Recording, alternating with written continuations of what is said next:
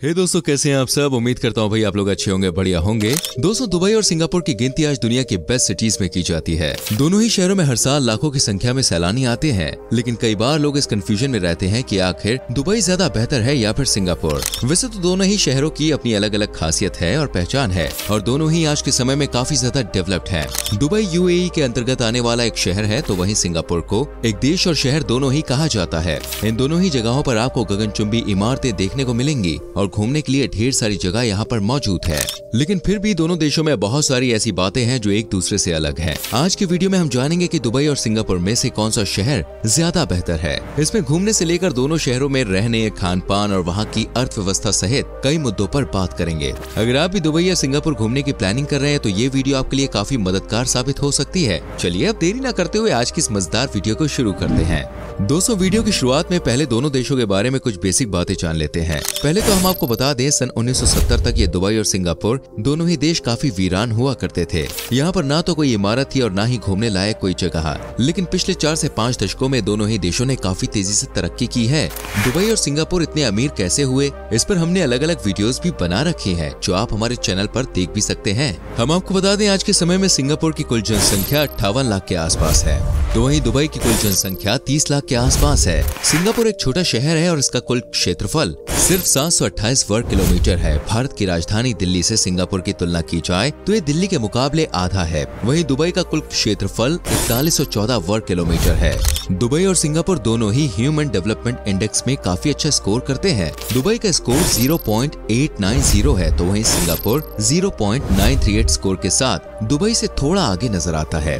बहुत से लोगों को लगता है कि दुबई की पूरी अर्थव्यवस्था सिर्फ यहाँ के oil and natural gas sector पर ही टिकी हुई है, यानी तेल के भंडारों से ही दुबई इतना पैसा कमाता है। लेकिन ऐसा बिल्कुल भी नहीं है। आज दुबई की अर्थव्यवस्था का सिर्फ 5% हिस्सा ही ऑयल सेक्टर से आता है। दुबई की अर्थव्यवस्था का एक बड़ा हिस्सा आज टूरिज्म इंडस्ट्री पर निर्भर करता है। वहीं सिंगापुर की जीडीपी सर्विस सेक्टर पर सबसे ज्यादा निर्भर करती है, और इनमें finance, shipping, engineering, IT and advertising शामिल है। दुबई की कुल जीडीपी आज 102 दिरहम बिलियन डॉलर्स है, तो वहीं सिंगापुर की जीडीपी 425 बिलियन डॉलर्स तक पहुंच गई है। पर कैपिटा इनकम के मामले में भी सिंगापुर दुबई से काफी आगे नजर आता है। और सिंगापुर में रहने वाले लोगों की सालाना पर कैपिटा इनकम $62,000 है। वहीं दुबई में रहने वाला एक इंसान औसत तौर पर एक साल में $50,000 की कमाई कर पाता है। दोस्तों, सिंगापुर की गिनती दुनिया के सबसे महंगे शहरों में की जाती है। सिंगापुर की करेंसी भी दुबई के मुकाबले काफी मजबूत नजर आती है।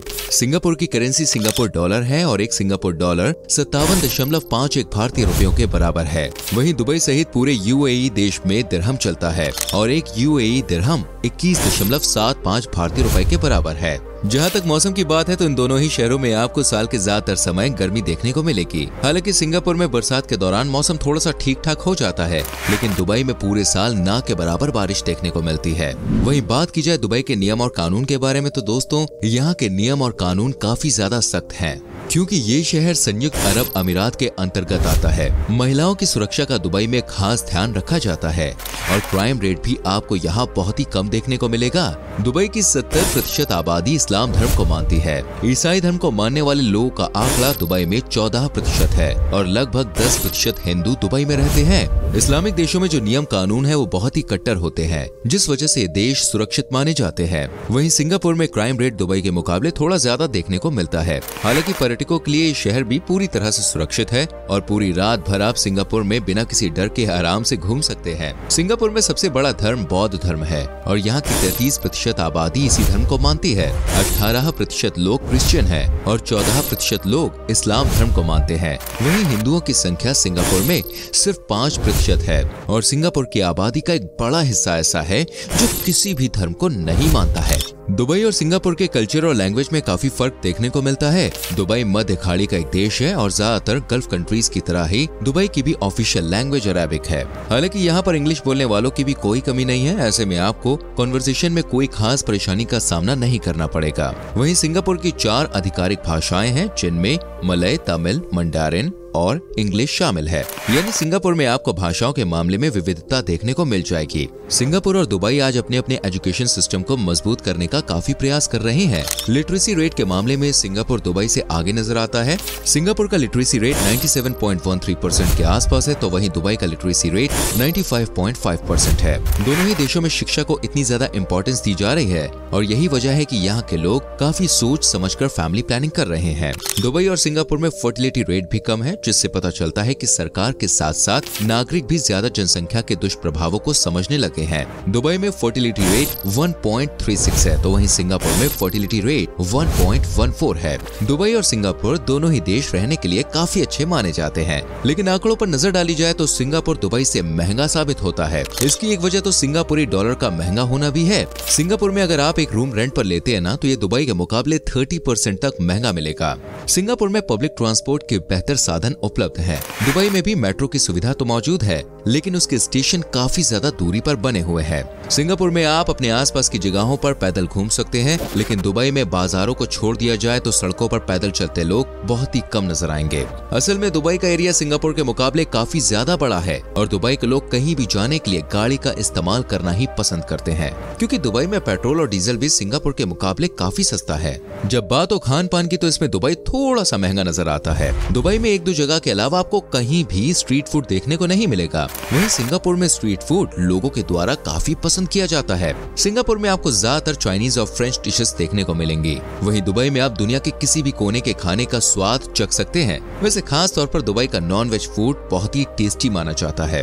दोस्तों, अगर आपको देर रात तक पार्टी करने का शौक है ना, और आपको अल्कोहल का सेवन करना है, तो सिंगापुर आपके लिए बेस्ट जगह है। सिंगापुर में आप किसी भी होटल, पब, क्लब और बार में जाकर शराब पी सकते हैं और अपनी छुट्टियां एंजॉय कर सकते हैं। लेकिन इस मामले में आपको दुबई में थोड़ी सी निराशा हो सकती है, क्योंकि दुबई में सिर्फ चुनिंदा जगहों पर ही शराब पीने की परमिशन है। बहुत कम होटल्स और रेस्टोरेंट्स के पास शराब परोसने का लाइसेंस है। असल में दुबई में इस्लामिक कल्चर का ज्यादा प्रभाव देखने को मिलता है और इस्लाम धर्म में शराब पीना हराम बताया गया है। इसी वजह से यहाँ पर शराब को लेकर इतना ज्यादा ओपन कल्चर अभी तक डेवलप नहीं हो पाया है।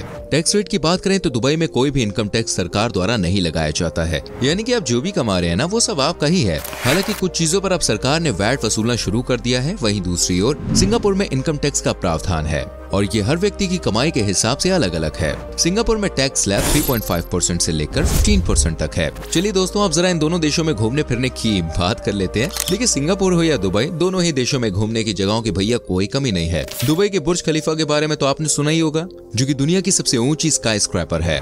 आप कई समुद्री तटों का आनंद दुबई में ले सकते हैं। साथ ही अंडर वाटर एक्वेरियम पर्यटकों को काफी ज्यादा अट्रैक्ट करता है। जुमेरा बीच, पाम आइलैंड्स और दुबई मरीन इस शहर की शान माने जाते हैं। शॉपिंग के लिए आप Dubai mall of the Emirates जैसी जगह पे जा सकते हैं। इतना ही नहीं, डेजर्ट सफारी का आनंद भी आप दुबई में ले सकते हैं। इसके अलावा दोस्तों, स्कूबा डाइविंग, स्काई डाइविंग और अन्य कई वाटर स्पोर्ट्स के ऑप्शंस आपको दुबई में मिल जाएंगे।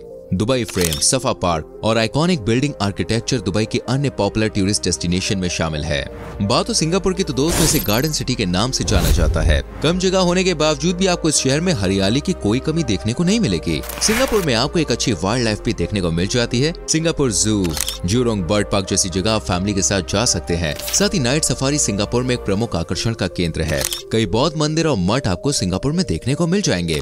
Madame Tussauds museum, national gallery Singapore, universal studio Singapore और मिंट म्यूजियम ऑफ टॉयज जैसी जगह भी आपको जरूर पसंद आएगी। इन सब के अलावा gardens by the bay, Marina Bay Sands, Sentosa, Pulau Ubin, Thian Hock Keng temple, botanic gardens, ये जगह भी आप सिंगापुर में घूमने के लिए जा सकते हैं। दोनों देशों के वीजा प्रोसेस और सिटीजनशिप के बारे में आपको जानना बहुत जरूरी है। अगर आप इंडियन हैं तो सिंगापुर और दुबई दोनों ही जगह जाने के लिए आपको वीजा के लिए अप्लाई करना होगा। दुबई के वीजा की फीस लगभग 6,000 रुपए है, तो वहीं सिंगापुर का वीजा आपको टाइम के अकॉर्डिंग 2500 से 3500 रुपए में मिल जाता है। लेकिन सिंगापुर के वीजा के लिए आपको ज्यादा डॉक्यूमेंट्स वर्क करना पड़ता है, जैसे फ्लाइट टिकट्स, एडवांस में होटल टिकट्स वगैरह वगैरह।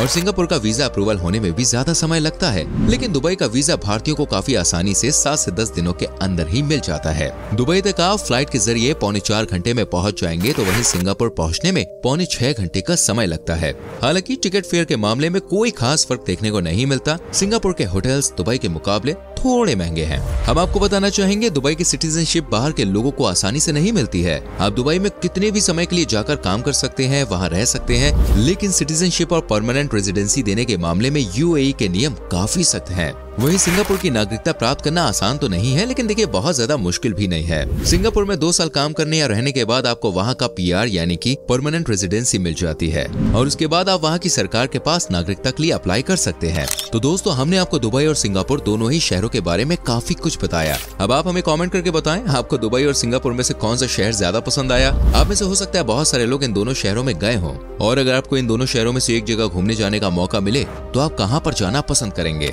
तो दोस्तों, ये था दुबई और सिंगापुर का कंपैरिजन। उम्मीद करते हैं आपको आज की वीडियो पसंद आई होगी। अगर आपको आज की वीडियो अच्छी लगी हो तो प्लीज लाइक करें, शेयर करें और आने वाली वीडियोस को देखने के लिए चैनल को सब्सक्राइब करके बेल आइकन प्रेस करें, जिससे आपसे कोई भी वीडियो मिस ना हो। मिलते हैं गाइस अगली वीडियो में। Till then bye bye, take care.